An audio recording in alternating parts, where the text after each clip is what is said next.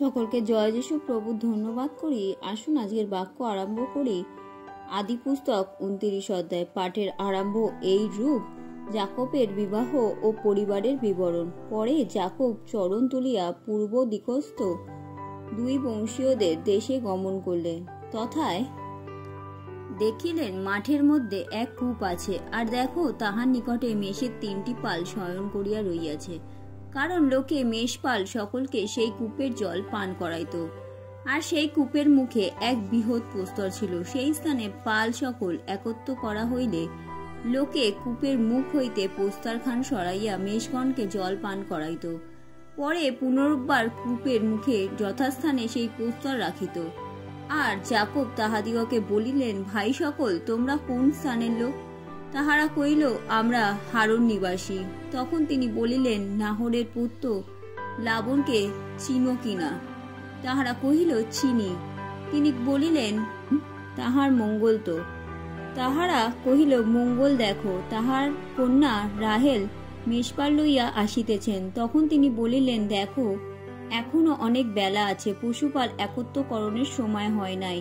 তোমরা মেষগণকে জল পান করাইয়া পুনর্বার চড়াতে লইয়া যাও। তাহারা কহিল, যতক্ষণ পাল সকল একত্র না হয় ততক্ষণ আমরা তাহা করিতে পারি না। পরে কূপের মুখ হইতে প্রস্তরখান সরানো যায়। এখন আমরা মেষদিগকে জল পান করাই। যাকব তাহাদের সহিত এইরূপ কথাবার্তা কহিতেছেন। এমন সময় রাহেল আপন পিতার মেষপাল লইয়া উপস্থিত হইলেন, কেননা তিনি মেষপালিকা ছিলেন। তখন যাকব আপন মাতুল লাবণের কন্যা রাহেলকে ও মাতুলের মেষপালকে দেখিবা মাত্র নিকটে গিয়া কূপের মুখ হইতে প্রস্তরখান সরাইয়া তাহার মাতুল লাবণের মেষপালকে জল পান করাইলেন। পরে যাকব রাহেলকে চুম্বন করিয়া উচ্চস্বরে রোদন করিতে লাগিলেন। আর আপনি যে তাহার পিতার কুটুম্ব ও রিবিকার পুত্র। যাকব রাহেলকে এই পরিচয় দিলে রাহেল দৌড়াইয়া গিয়া আপন পিতাকে সংবাদ দিলেন। তাহাতে লাবণ আপন ভগিনীর যাকবের সংবাদ পাইয়া দৌড়াইয়া তাহার সহিত সাক্ষাৎ করিতে গেলেন, তাহাকে আলিঙ্গন ও চুম্বন করিলেন ও আপন বাটিতে লইয়া গেলেন। পরে তিনি লাবণকে উক্ত সমস্ত বৃত্তান্ত জ্ঞাত করিলেন। তাহাতে লাবণ কহিলেন, তুমি নিতান্তই আমার অস্থি ও আমার মাংস। পরে যাকব তাহার গৃহে 1 মাস কাল বাস করিলেন। পরে লাবণ যাকবকে কহিলেন, তুমি কুটুম্ব বলিয়া কি বিনা বেতনে আমার দাসকর্ম করিবে? বলো দেখি, কি বেতন লইবে? লাবণের 2 কন্যা ছিলেন, জ্যেষ্ঠার নাম লেয়া ও কনিষ্ঠার নাম রাহেল। লেয়া মৃদুলোচনা, কিন্তু রাহেল রূপবতী ও সুন্দরী ছিলেন। আর যাকব রাহেলকে ভালোবাসিতেন। এই জন্যই তিনি উত্তর করিলেন, আপনার কনিষ্ঠা কন্যা রাহেলের জন্য আমি 7 বৎসর আপনার দাসকর্ম করিব। লাবণ কহিলেন, অন্য পাত্রকে দান করা অপেক্ষা তোমাকে দান করা উত্তম বটে, আমার নিকটে থাকো। এই রূপে যাকব রাহেলের জন্য 7 বৎসর দাসকর্ম করিলেন। রাহেলের প্রতি তাহার অনুরাগ প্রযুক্ত 1 বৎসর তাহার কাছে 1 দিন মনে হইল। পরে যাকব লাবণকে কহিলেন, আমার নিয়মিত কাল সম্পূর্ণ হইল, এখন আমার ভাজ্যা আমাকে দিন, আমি তাহার কাছে গমন করিব। তখন লাবণ ওই স্থানের সকল লোককে একত্র করিয়া ভোজ প্রস্তুত করিলেন। আর সন্ধ্যাকালে তিনি আপন কন্যা লেয়াকে লইয়া তাহার নিকট আনিয়া দিলেন। আর যাকব তাহার কাছে গমন করিলেন। আর লাবণ শিল্পা নাম্নী আপন দাসীকে আপন কন্যা লেয়ার দাসী বলিয়া তাহাকে দিলেন।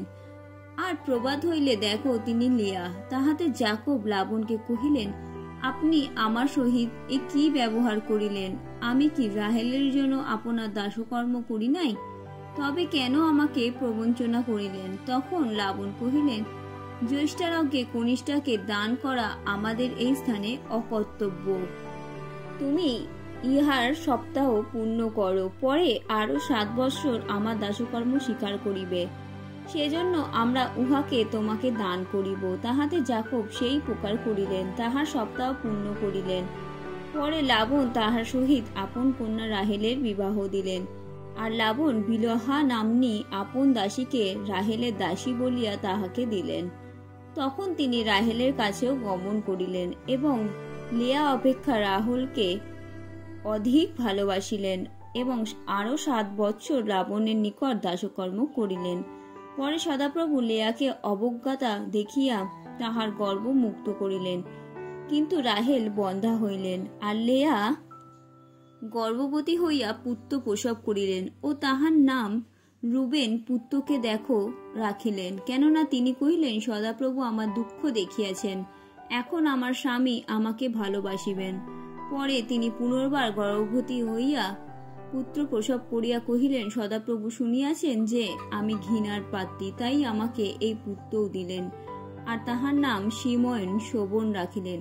আবার তিনি গর্ভবতী হইয়া পুত্র প্রসব করিয়া কহিলেন, এবার আমার স্বামী আমাতে আসক্ত হইবেন, কেননা আমি তাহার জন্য 3 পুত্র প্রসব করিয়াছি। অতএব তাহার নাম লেবী আসক্ত রাখা গেল। পরে পুনর্বার তাহার গর্ভ হইলে তিনি পুত্র প্রসব করিয়া কহিলেন, এবার আমি সদাপ্রভু স্তব গান করি। অতএব তিনি তাহার নাম জিহুদা স্তব রাখিলেন। তৎপরে তাহার গর্ভ নিবৃত্ত হইল। আমেন।